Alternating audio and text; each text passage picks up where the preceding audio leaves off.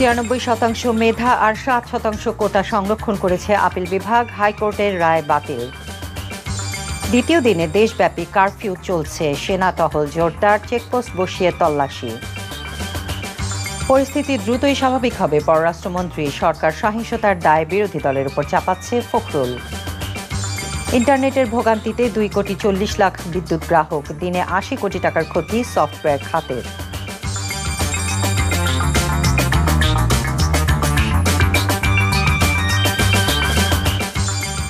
আসসালামু আলাইকুম, ফারহানা জামান টিউলিপ স্বাগত জানাচ্ছি এনটিভির সন্ধ্যার খবরে।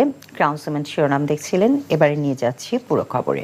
সরকারি চাকরিতে প্রথম ও দ্বিতীয় শ্রেণীতে কোটা বাতিল করে 2018 সালে জারি করা পরিপত্র অবৈধ ঘোষণা করে হাইকোর্টের দেয়া রায় বাতিল করেছে আপিল